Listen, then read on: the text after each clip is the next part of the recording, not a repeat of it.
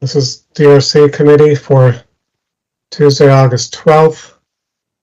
Today's meeting will be entirely virtual, so that's non-standard, but I hope everyone figured out how to get online correctly. I think I see the applicants are here. So our first item is Waters Village in Up County. Up County, if you guys are ready, please take it away. I believe that's my cue. All right, so to be honest, we don't have any major issues with what's being proposed. Let me work on. Can you all see the plan? Yes, thank you. Okay. Yeah, we really don't have too many major comments on this application. Removing the drive-through is ultimately a benefit for pedestrian and vehicular circulation. So, I mean, this is really your meeting. If you have any questions about the comments that were provided, I do have to apologize. I didn't complete my task in time because I was about to walk out the door for vacation. But I did review the plan and I didn't see anything glaring. Okay, thank you. Good morning, everyone. Stuart Barr, Lurch, Hurley, and Brewer. We're the zoning attorneys on this project, and we have our team here, McCrease Hendricks, and our ownership. And I'm not sure, looking at everyone, if there's anyone else from our group. But anyway, as you said, this is pretty straightforward. This is a property up in Germantown. We got approval a couple years ago for 4 buildings, retail. Everything's under construction right now on the site. We've got the largest building, Building A, is a proposed Goodwill retail store that's under construction. We have then 2 other buildings in the kind of top left section of the property, buildings B1 and B2. Those are only proposed for very minor adjustments. But the main idea of this amendment is building C, which was approved for restaurant drive-through, but now we're proposing to just convert it to retail. Frankly, we had trouble leasing it in that location. So that's the main idea behind the amendment, that conversion and enlarging it to accommodate a potential tenant there. There are other minor adjustments to the site, which Kyle can get into if we need to, but I don't think we have. We took a look at the comments that were circulated. Kyle may have a couple questions, but the main thing is this was a long time coming to get our original approvals a couple years ago, so we're looking to try to expedite this amendment as quickly as possible, hoping to get on the planning board agenda sooner rather than later. We think we can address the comments pretty quickly, so we're just hoping to find an opening on an agenda as soon as possible, not surprisingly. So Kyle, did you have any questions? Yeah, just to reiterate, like the comments we received were pretty minor and we can address them pretty quickly. So we're hoping to maybe ask for an earlier planning board hearing after we submit our next submission. One comment I did have, which I'll share my screen real quick, was in regards to this curb here. It was asking for the radius. The radius is actually 25 feet, and that was a request from DOT when we went through the review for this new Watershouse Avenue road. And the fire access plan the comment is asking for it to be a 30-foot radius. And we just wanted to note that the fire access plan shows the truck going around this entrance, and this radius doesn't really affect the turning. So we're planning on keeping it the 25-foot radius there, because the fire truck can turn into the entrance without needing with a 30-foot turning radius, because there's space within the Watershouse Avenue to do it like a larger turn. So that was really it. We did see a comment regarding this crosswalk, having it more perpendicular. So we're looking at ways to address that comment. And then there's a comment about this not having a crosswalk, so we'll add a crosswalk there and a ramp for that connection. Hi, this is Billy Whalen. Double check with Marie LeBall about that 30-foot radius. That comment came from her during our pre-DRC.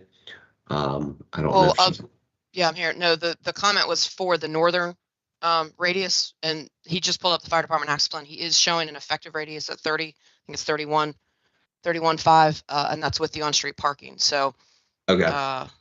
I'm good with what's shown. So whatever you want to do from there is up to you, Billy. Okay, that's good. I appreciate it. Thanks. Also, Thanks. You need to pay the fee for this, the amendment review fee. I think it was. This is Rebecca. I spoke to somebody about it, and I told them it went through and then it went back out. So you can't pay by electronic submission, and I told the gentleman to pay today or pay last week, and I haven't received any fees for it. So until it's paid, we can't release our comments. I don't know why I don't know who told you that from DOT that radius needed to be. I don't understand why that radius is on the closest to the street is so wide. Like, I don't understand that. We don't usually do that wide radius. And even if when the road continues, there's no reason to have it that wide where the sidewalk ramp is. Mm-hmm.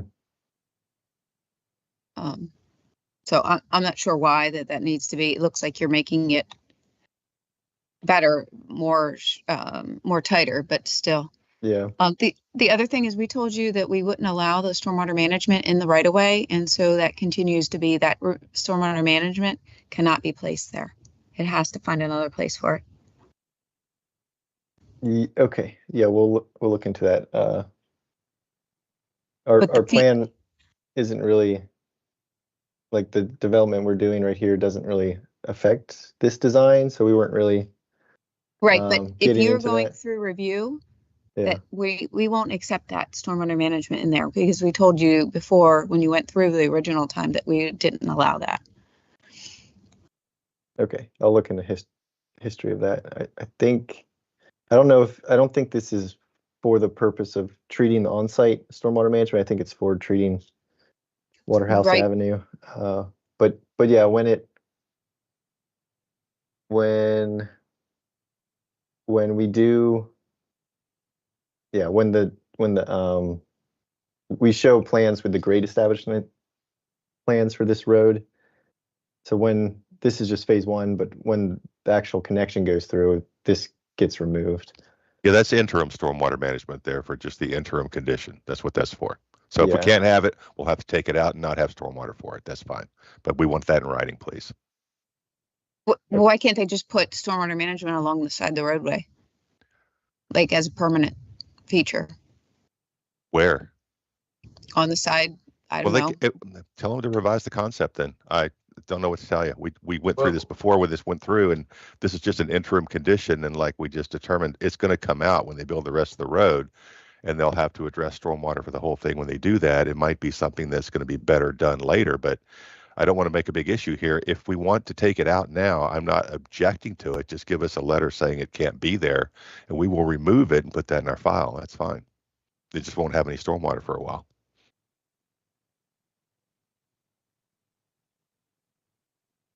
I just didn't think we generally allowed that in our right of way like that. You have the final call.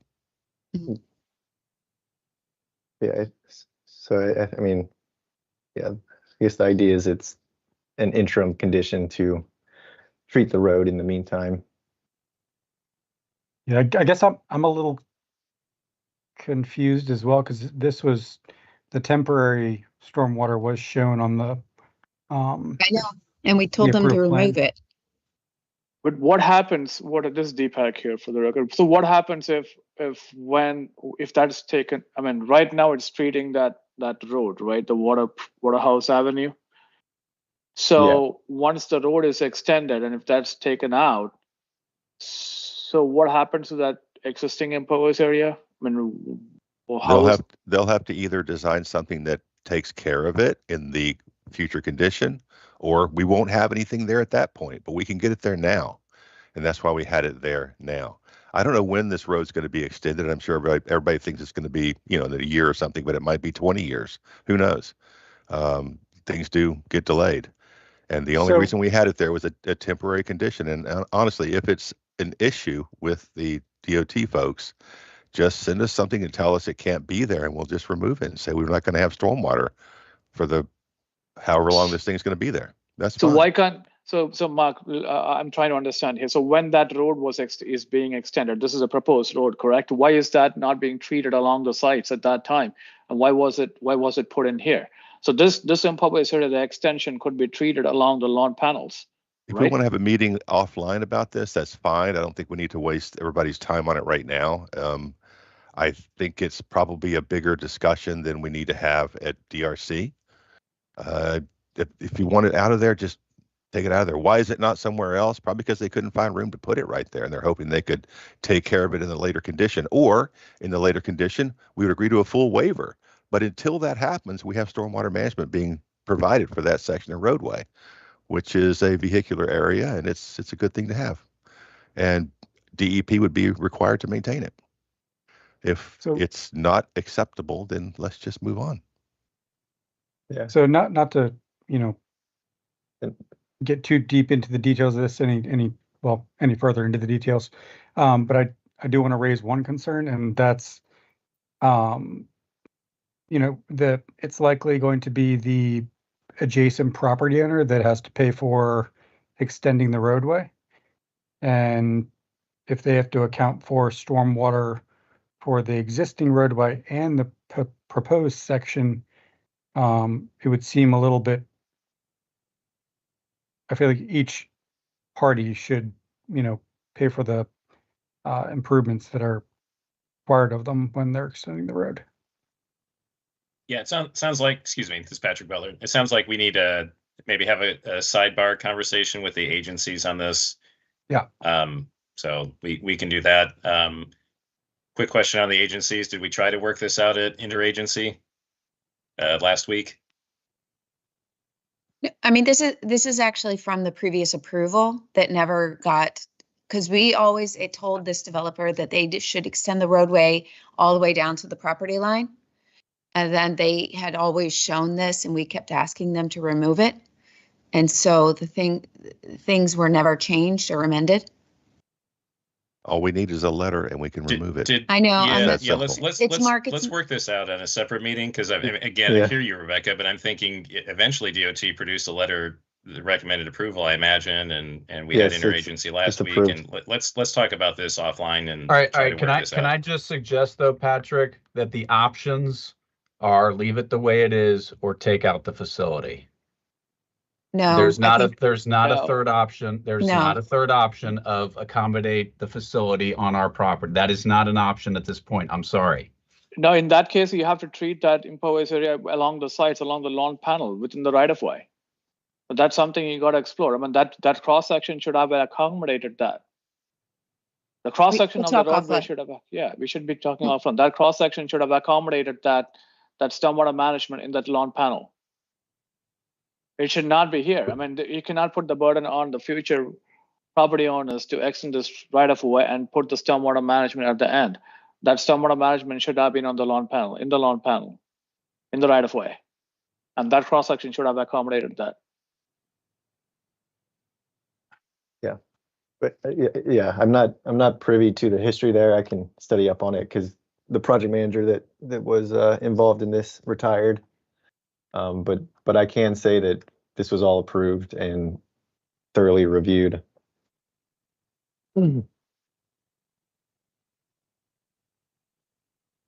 Okay, well, I think, like I said, I hear what you're saying, Stuart, and Kyle.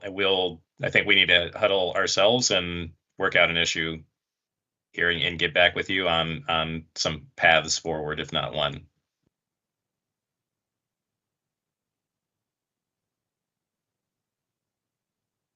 Sounds like a plan.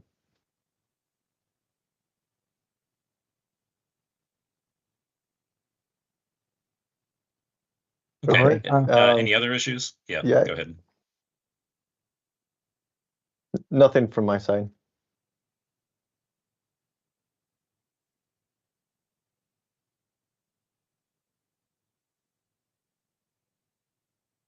All right. And sounds like we will coordinate a meeting internally and reach out to you all with something. And then in the meantime, I guess just work on addressing the comments that that you can at this time. Okay. Okay, appreciate a response as soon as possible, obviously. Yep. Yeah, if we can't get one sooner, Stuart, I'll just say that we have the blocks still held for agency coordination on these days. So we'll in the afternoons we'll use those if we can't find something sooner. So it should be in the next week or two. Okay, thank you for coordinating that. Great. Anything else? Anyone before we jump off? We'll figure out on our end the payment of the review fee. I'm not sure who is coordinating that, but Kyle, maybe you and I can talk offline about handling that. Okay, thank you all. Thank you. Thank you. Thank you. Thanks, everyone. Next item will be starting at 10 o'clock for Heritage Emery Grove.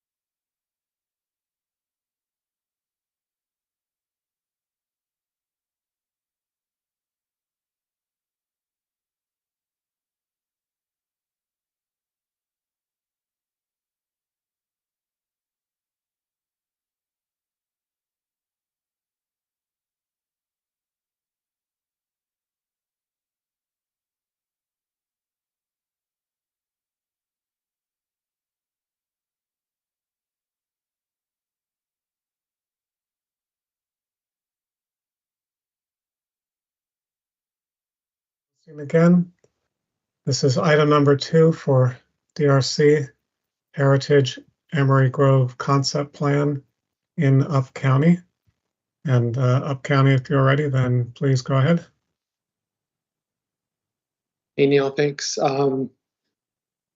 Good morning, everyone. My name is Philip Estes, and I am the lead reviewer for this application. Just to note, the applicant's team has the technical comments provided from the DRC review. And staff just wants to highlight a few of those comments before we get started.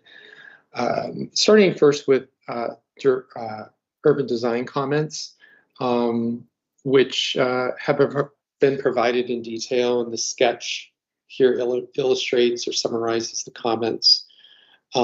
Namely, to provide a linear park entryway, which connects with the central green open space. Would also like to see you provide a vista view at the main entry, and also to simplify the green area layout and extend the lawn as large as possible. Also a question from urban design regarding the depth of the townhomes combined with the garage parking. Assuming that leaves only about 10 feet of occupied space, just want to address that. And also to maximize the forest area. Per chapter 22A, 20% minimum on-site forest retention is required. Comment to note from transportation is that the transportation adequacy form will be required prior to a preliminary plan or site plan application. And one other comment to note from, or Deepak could probably expand on this further, but the vehicular connection made between the church and the parking lot. There are some concerns over maintaining this with the current curb cuts along Emery Grove. And I think the thought is that some of these may need to be closed if that connection is made, but I think Deepak can expand on that comment further. So this summarizes major comments we wanted to highlight, and I will hand this over to the applicant's team. Thank you. Thank you very much, Philip. I'm Françoise Carrier for the applicant, the Heritage Emery Grove Community Development Corporation, and I'm here with the senior pastor of the Emery Grove United Methodist Church, who is also president of the board of the HEG CDC, and that's Tim Warner. Who, we also have our engineer here, Pat LeVay of MHG. The major comments are the same ones that we identified as major comments for the most part. I guess I'd like to start by pointing out that the applicant already substantially revised its site plan in response to the previous sketch that we received from planning staff. We will certainly take a look to see what can be incorporated from all the additional design comments. To the extent that it's really consistent with the goals of this project. It is an affordable housing project. The idea is not just the 30% MPDUs, but also all of the units to be relatively affordable. Obviously, the MPDUs at a higher level of affordability, but this is not a luxury townhouse project. This is intended to be something that is affordable, or perhaps I could use the word attainable, to a broad cross-section of the population. And so some of the ideas that staff have offered are not going to be consistent with that goal. Also, I guess would like to say at this stage that this project cannot save all the forest on site and still meet the HEG CDC's financial obligations as developer of the project. So we will be asking the planning board to prioritize achievement of the affordable housing goals for this project over saving this small area of forest. And we will be providing more justification on that in future submissions, including a closer look at what kind of forest this is. It's got a lot of invasive species, and we're going to give you some information about, the planning board anyway, more information about why this particular piece of forest should not be saved at the cost of 8 units, which is a very sizable amount of the total. And the other really big comment is that both planning staff and MCDOT put in comments asking for frontage improvements on Mid-County Highway. And as I assume everybody knows in this room, the Haley project across the street was not required to make those improvements. They went through a pre-preliminary plan and the planning board approved their request not to do those improvements for several reasons. One being that looking up and down Mid-County Highway, there just aren't that type of improvements. And it's not an area that has any likelihood of having significant redevelopment that would lead to those improvements. Also, it would be very costly. There's a significant slope. This is another thing that this affordable housing project can't afford to do. So those are the biggest ones.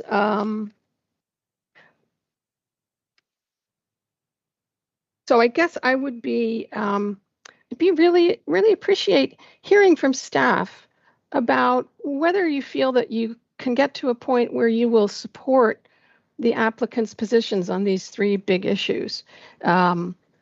It would be better if this, again, affordable housing project with a limited budget did not have to go through the expense and time of a pre-preliminary plan.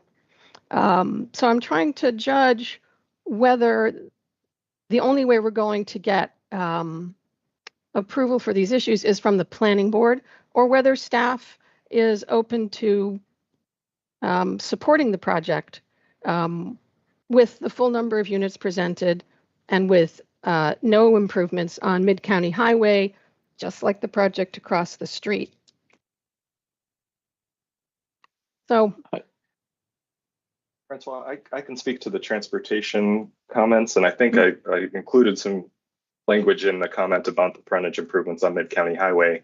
I think we would just need to understand what the constraints are, and I think we would need to know, why it couldn't be accomplished, and mostly looking at making sure that it doesn't preclude the ability to do those improvements in the future. I don't know if Deepak or anybody from MCDOT wants to weigh on that, but that was, at least on that frontage, I think we wanted just more information on if it could be included, and if not, why not. Yeah, I agree.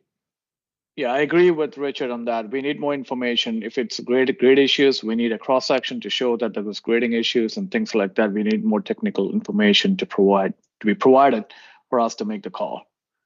Does it influence your thinking that the planning board has already approved a pre-preliminary plan directly across the street with no improvements on Mid-County Highway? They had provided information that there were grading issues. That's the reason why that was waived. So basically, we need more information here, more detail, especially cross sections and gradings, things like that. Provide us with a justification. At that time, we will provide you with our decision. So without information. Yeah, I think what you're gonna. Sorry, Deepak, I didn't mean to cut you off. I think that Francois, what you're gonna hear is probably a little more information to get where you're going. I don't think anyone's saying just no one's throwing up a red flag saying we disagree with that approach. I think what you're probably going to hear, and perhaps repeatedly, is we need a little more information to the level that may have been provided at that pre-preliminary to get anywhere near. It appears that we could move forward and that you could bypass that step and go straight to a preliminary plan. But I'm not going to speak for everybody. I'm going to let everyone else jump in and cover their areas of review and professional expertise. And so we can kind of hit things at a high level and then maybe come back to this larger question because it's a big one, and I don't know that everyone's going to be there today. I don't think anyone's going to be necessarily opposed to that, but they may not be able to say yes today to give a green light, if that makes sense. I think we might be able to get there. We just let's have the rest of this conversation, and we'll come back to that bigger question. Okay. If that's okay. Yeah. Yeah. That's fine. I guess I'm a little disappointed that the various agencies that review projects like this are not more sensitive to the expense limitations of an affordable housing project. This is a very small project. It is being financed largely by government entities. There's a limited budget, and the more information we have to provide, the more of that budget gets eaten up by things that the engineers have to do to produce all that detailed information. It's going to be the same cross section that you got from Haley, just that we'll have to spend money producing it, and every $10,000 that gets spent on that kind of thing does not get spent on enhancing the project. So just something for you guys to chew on. I'm sorry, but this is Rebecca, but we have code requirements that need to be met. And that's why we ask for this information. So you're asking for a waiver. If you want to do what's in the code and build what's in the code, and that's all we need. But when you ask for something different, then we need that in writing. And that takes away from we have to review that. And so that's our responsibility to make sure that the code is met. And if it's not met, what is the justification for it? Okay. Any feedback from staff about our position that this project cannot afford to lose 8 units to save that area of forest? Oh, absolutely. So as you know, this project is subject to the minimum retention provision of forest conservation law, which does provide options for relief, but it does require a legal finding that the forest retention is not possible. And so that is the place that has to be reached. Same for removal of priority urban forest. It's a legal finding that something cannot be done. And so that's what our comments point to. We're not saying that it cannot, that understanding can't be reached, but that there's a whole series of steps that happen before we could even potentially be able to say that. For example, it looks like there might be some rearrangement possible.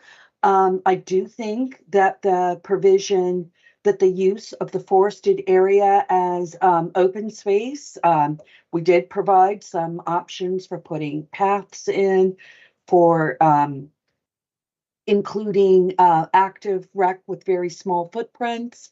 So we've done some exercise equipment within easement areas, within forest retention areas before. So I think there are some options, and we're not indicating we're not willing to work with you. It's just that on a concept plan, we are obligated to lay out the, at least from my perspective, the legal requirements.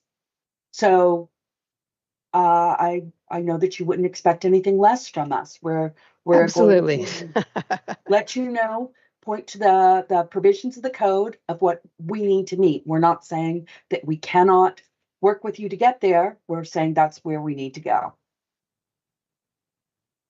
Okay, thanks, Amy. That's helpful. I think those were the big projects. There are a lot of comments that, we would address in the standard course of things at the next level of the application. So, you'll see more detail in our next submission. I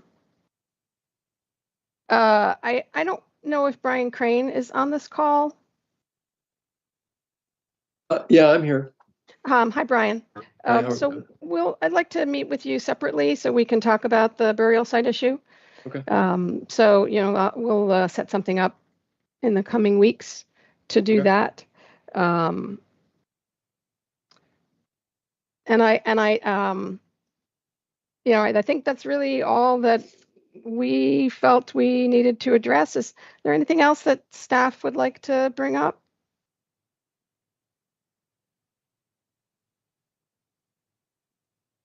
Pat, do you have anything? Oh, go ahead. Go ahead. No. I was just going to ask if there were any other major issues. I think that and I just want to make sure I'm understanding, Amy. Are we suggesting, excuse me, perhaps some reorganization would be okay, okay, given the retention requirements, and that perhaps like the green and that central space, although it's located where we would want to be if not for this forest stand, that perhaps there's some overlapping of that area, and then potentially that frees up area so that they're not losing units. Is that kind of what I was hearing you suggest, or as an option, not the option, but as an option to move this forward? I'm not suggesting where they put their units. I'm suggesting that if they wanted to use the forest area as part of their open space, that we would be amenable, especially on developments like this, where we understand the value of open space and forest and encourage residents to be able to use it. I think it makes the residents much better stewards of the forest if they feel it's part of their development. And so I was suggesting some options to really incorporate the forest into the plan. Yeah. Amy, if you mentioned like small areas of exercise equipment, does that mean like fitting it in among the trees, or that permission can be given to make a little clearing? How does that work? So other plans I've worked on in the past that we have incorporated active rec into easements. We've come up with a path system and sort of field located pads to add, like equipment like you would find on a Heart Smart trail. So I think what they're often called. They're a small pad area that can accommodate, very minor sorts of, very small footprints of exercise equipment. And that's worked out really well in past developments because it means that the community really takes care of the area. We've had some forest conservation easements that have incorporated art in them. So we've had some, installations before. I think there's a private school that we worked with to incorporate sort of a naturalistic art installation. Because we're not trying to set up a competition between open space and forest. Would like to and very much support this affordable housing development. So, we're trying to indicate that we want to work with you to achieve these goals. Well, I appreciate that. It's hard for me to see how this project can be viable with the open green concept that staff is recommending and that we responded to already in our latest drawing, and the open space along Mid-County Highway. The project can't do both of those things. So I guess it would be helpful to have, if staff has any, how does staff weigh those? If we can only do one of those things, which one is staff more likely to support? Well, in this case, I'll just point out that, of course, we would like it all, but we have there is a legal case that needs to be made for the clearing of forest in this case. I do understand that this land was, the the county owned it and maintained it as a forest, and it almost sounds like we're now saying, oh, now we're throwing up a barrier. But we do have legal requirements, and there is the possibility that if the forest is shown to not be feasible, the planning board has the option of allowing, the forest clearing. Of course, it needs to be, the minimum. We try and maintain as much as possible. So we're happy to meet with you offline to try and help balance some of these. And perhaps that's what needs to happen. Of course, the devil's in the details. When you're dealing at concept plan, we can only, give as much positive. We can only give as many comments as the information we have.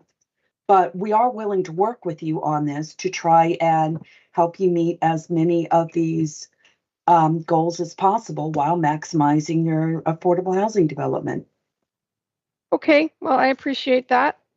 Pat LeVay, anything you would like to raise? No, I think you hit on everything. There's a few, minor things, transportation related and so forth. I'll coordinate with Richard and Deepak on those various comments about the protected intersection checklist and some other things. I guess I would also mention, just in terms of the comments from staff, there was a little bit of conflict there with parking and visitor parking, and sort of there were notations about not having enough visitor parking, but then there's requests to eliminate the longer driveways, which also provide for visitor parking. None of us expect that these garages are all going to have 1 or 2 cars in them. The driveways will likely be used. So just recognize that, the driveways are part of our strategy for providing parking going forward. So. Thanks, Pat. Well, this is Paul Mortensen. I just wanted to add a little bit on one comment. Frankly, I have not seen 30-foot deep integral garage townhouses before. Just haven't seen them. So I don't know if these are unit types that have been used before someplace that you guys are using or what, but clearly, if the building is only 30 feet deep, there is almost no room for anything other than the garage and a stair essentially to get up. So we would, I'm interested to see what these unit types actually look like in plan, just to make sure that they are functional and work. Okay. Yeah, I think we can work with the team at site plan and preliminary and site plan to provide some kind of information on that. Yeah. I mean, some of these units are going to have a side hinge door, I think, for fire access, I believe. And so, again, I just, I don't know. I don't know where that room is. And so we just need to make sure on that. I think the other thing was I guess we were not aware, or I'm not aware, that we had done a drawing for this before. You said we had provided a drawing before, so I just am not aware of it. If you could just let me know when you receive that, maybe we can find it in our records. Yeah, it was May. Yeah, we had an informal meeting with staff, and so it was a very big difference from the first plan that we showed staff, and MHG took it and worked with it and found that it made some improvements. It added a unit, so I was pleased because it's the first project I've been on where we were able to really respond to a sketch that staff made and say, hey, this works, we're going to use this. We'll have to find our sketch. We just hadn't, I hadn't seen that sketch before, so we'll look for it to see where it is. You guys see my screen? This is it in case you're looking through files, but Paul, I can certainly email it to you if that would help. Yeah, and look, obviously we've been through reorg, so Up County, is now taking this on, and it would be helpful just so I can have a more complete picture of the background on this as well. So Francoise or Pat, if you can send that over to us, I'd really appreciate it. I'm sure Natasha has it. She made it. Yeah. Yes, now that you are showing it, Francois, thank you. I recall that. And I don't remember what was it that you guys provided, but I can go back to my file and find it. So this is like really in line with what we are proposing now, but except the part forest conservation in front of Mid-County Highway. I think that's the only drawback now after receiving your concept plan. All right. Well, I know that we're at time, but I wanted to give Pastor Warner just a chance to say something before we leave. Well, thank you, Francoise, and good morning, everyone. I am being educated by this process. Never been to a development review committee before. Thank you for my introduction to the process. Listening in, it dawns on me that we have been engaging county agencies for over a year now to come and work together across silos on the project. And I've heard today that there's been a reorg within planning staff, and it may be that some among planning staff have not come to actually see. I found great value in wearing out some shoe leather around this place with folks to introduce them to what is really actually there. A drawing says one thing, standing on the ground really does something else. And I would welcome the opportunity. I will, in fact, switch everything in my schedule to make sure that I've got time to come and welcome you, just to take a walk around. This issue on Mid-County Highway probably won't be an issue after you come and see. Just a guess, but because I don't know the technical aspects of your work, but I would welcome that opportunity to come and for you to come and help me show you what's actually there. Yeah, thank you I for would your work. greatly appreciate that. Sorry, didn't mean to cut you off there at the end, but yes, we'd be very receptive to that. I would definitely appreciate that for myself. Super. Okay, shall I coordinate with Philip to find a date? Please, yeah. Okay. Thank you. Wonderful. And Pastor Warner will give you all a tour of Emery Grove generally, not just this little site. So I think it will help with your review of all of the Heritage Emery Grove projects that are going to come in over time. Great. No, this is very helpful. Okay. Thank you very much, everybody. Yeah, thank you. Bye. Thanks. Thank you. Bye-bye.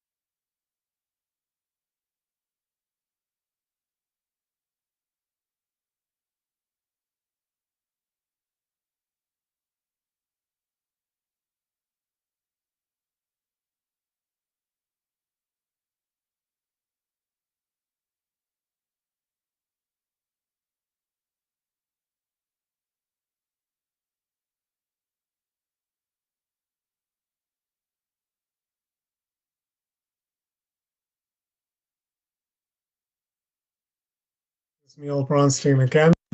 We're ready for the third and last item for DRC today. It's a concept plan, 9200 Marseille Drive in the West County area. West County, are you guys ready to go? Yep, I'm ready. Good morning. Alrighty. Good morning, Lugo and Jezza with the West County Division. I'm the lead reviewer for 9200 Marseille Drive. This meeting is for the applicant to go through any questions they've seen from initial comments. The most significant comments so far are the need for a noise study and either employing a shared driveway kind of to avoid terminus on Rowan Lane or flipping both the houses and driveways. I'll turn it to the applicant team. Any questions you guys have? Good morning. This is Jeff Lewis with Site Solutions. I believe the applicant is here with us as well. Just a few questions. Couple of things that you just brought up. I guess we had a question on, one being the noise analysis. I mean, the lots themselves are, from the rear are about almost 750 feet away from Falls Road. Is there a standard somewhere or something that says what is the distance, maximum, minimum distances to require a noise study?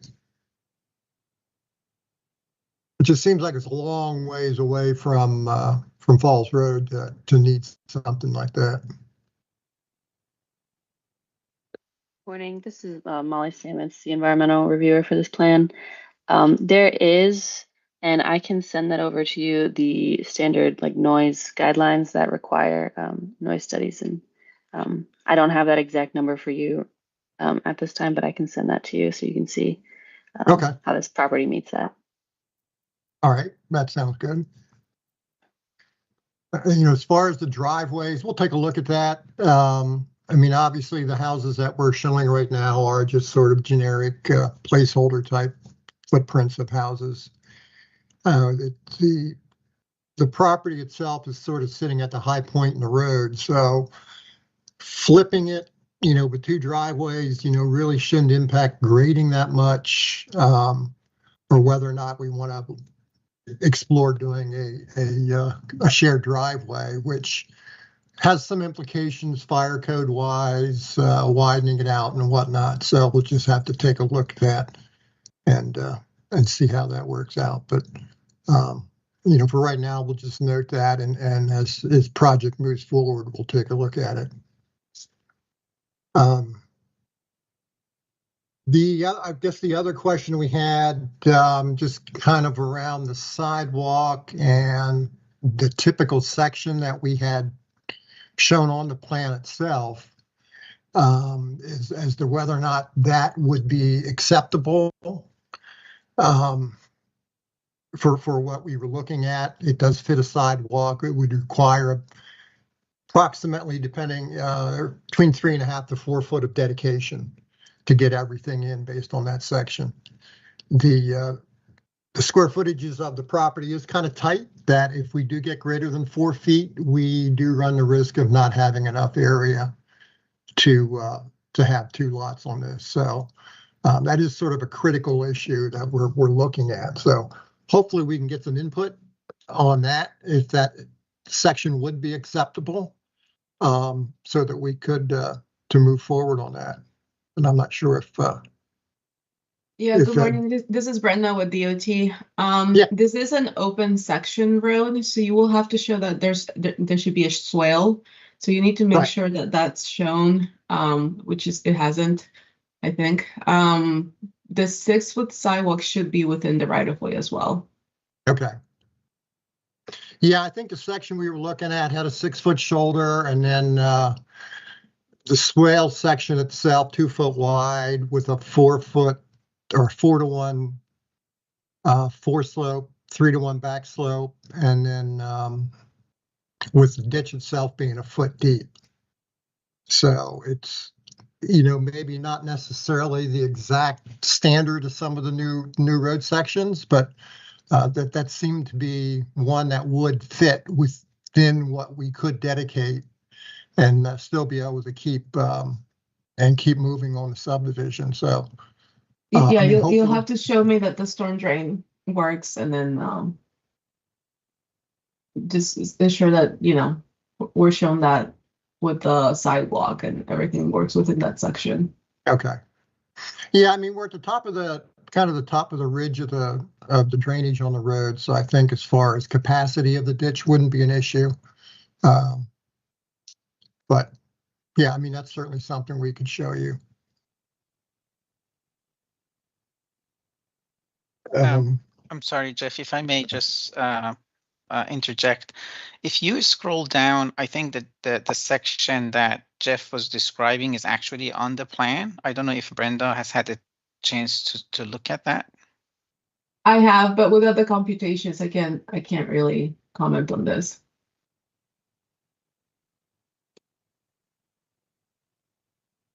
But the section itself would be acceptable, assuming the storm drain comps work out? Yes, but the sidewalk should be within the right of way. Right. Yeah, we were looking at, the possibility of putting a PIE, but we could dedicate that 4 feet and still have enough square footage on the lots to make things work. So, we could do it that way.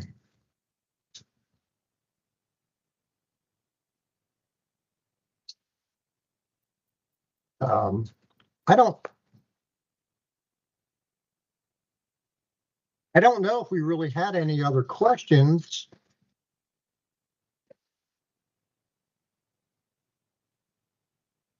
If anybody else has any other comments or questions of us.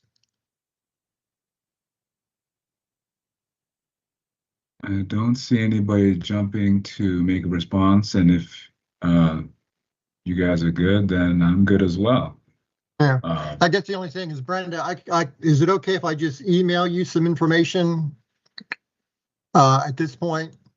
I mean, this is since it's only just a concept plan at this point, but yes, just the video. Okay. Yeah, you can send me emails if you have any other questions, so we can meet. Okay, all right. Yeah, because it is kind of critical, as far as determining how much dedication is going to be needed, because obviously, if we can't do it, then the owner's not going to move forward with the subdivision. So that is sort of a critical element. Understood. Also, I don't remember if that 5% adjacent to the road is allowed. So I need to go back and look at our details as well. Just keep that in mind. Oh, the 5% across the shoulder? Yes, I'm not. I don't have the details in front of me, but okay. Yeah, that does show up. I mean, there are varying slopes depending on which sections you look at. Some of the newer ones seem to have the 5%. I think some of the old ones were 10%, but okay, we can take a look at that. Okay. I think. Go ahead, Mr. Lewis. I was to say, I think that's pretty much all we had at this point. We appreciate everyone commenting and giving us input on it. Then thank you. I appreciate it. It was nice talking, and thank you everybody for the reviews and being here this morning. Okay, very good. Thank you.